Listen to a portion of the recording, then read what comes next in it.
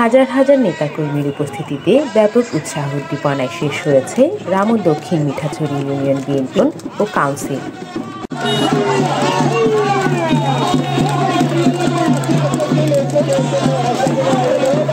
25শে জানুয়ারি বিকেলে দক্ষিণ মিঠাছড়ি কাঠের মাথা বাজার দক্ষিণ মিঠাছড়ি ইউনিয়ন বিএনপির আহ্বায়ক লিয়াকত আলী খানের সভাপতিত্বে এবং সদস্য সচিব আফসার কামালের সঞ্চালনায় জাতীয় ও দলীয় পতাকা উত্তোলনের মধ্য দিয়ে এই অনুষ্ঠান উদ্বোধন করেন।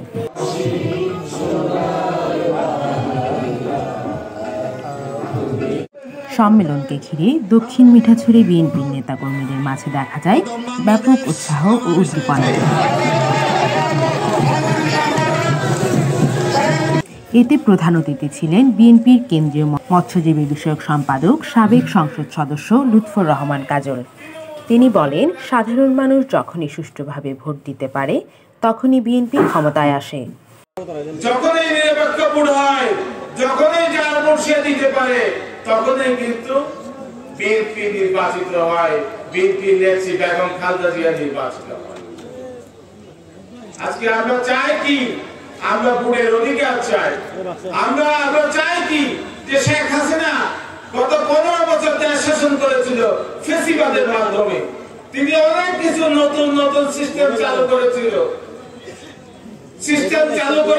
কি সিস্টেম?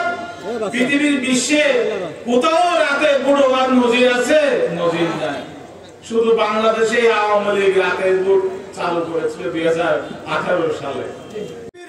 উদ্বোধক ছিলেন রামু উপজেলা বিএনপির আহ্বায়ক মোক্তার আহমদ। প্রধান বক্তা ছিলেন রামু উপজেলা বিএনপির সদস্য সচিব আবুল বশর বাবু।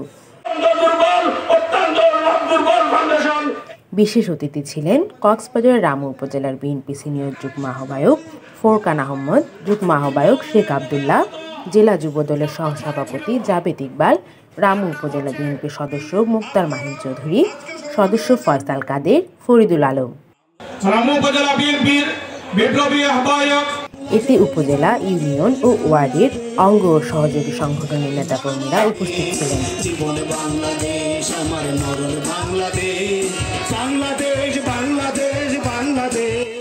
News desk, CCN।